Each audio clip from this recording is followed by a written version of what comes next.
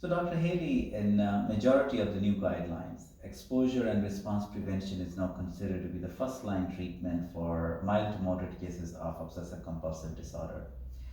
What does this mean, exposure and response prevention?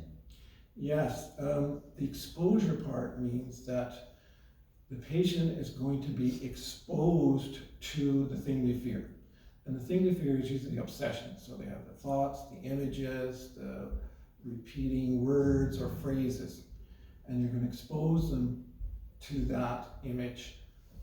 The anxiety that's generated then is endured because response prevention part is that you're not going to let them engage in the kind of avoidance or the kind of rituals that they use to neutralize that anxiety.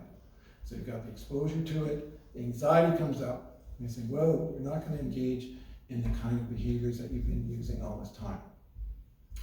And that's basically it. It's kind of like a phobic response. You're going to be in the situation long enough to realize that those thoughts and images aren't going to harm you.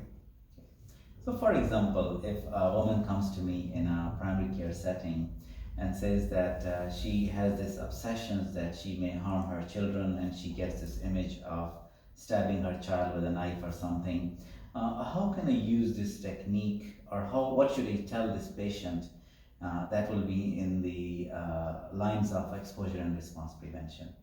Yeah, the model still works, even though it doesn't seem to be very clear what the compulsions are or what the rituals are. It's the same idea. So they have the obsession, which is this image of harming their children, and then that generates the anxiety. But what is it that's reducing that anxiety? So we'll just find out what it is that they're doing, what kind of avoidance strategy, or what kind of behaviors they're using to neutralize it. So you find out, well, she might or figure that she spends a lot of time doing something else. Like, I spend a lot of time cleaning, I spend a lot of time doing my music, I go and I put my headphones on, and I'm doing a lot of things, which you might think, well, that seems to be reasonable. But it's an avoidance strategy because the idea is to tackle head on the image.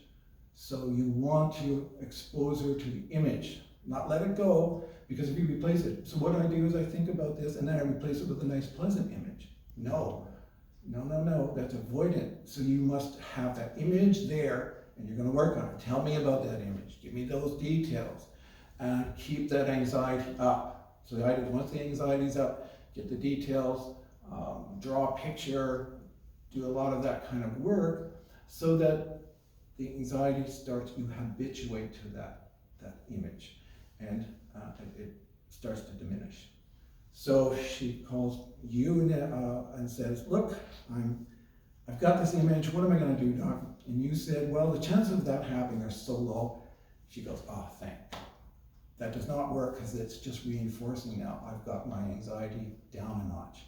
So the idea is always these behaviors that you do, avoidance behaviors, are being reinforced because of the anxieties coming down. And get that idea so that when you are in the situation where you're exposed to the anxieties, up, but nothing bad is going to happen. And that's sort of the basic feature of the exposure and response prevention. Okay. Thank you, Dr. Haley.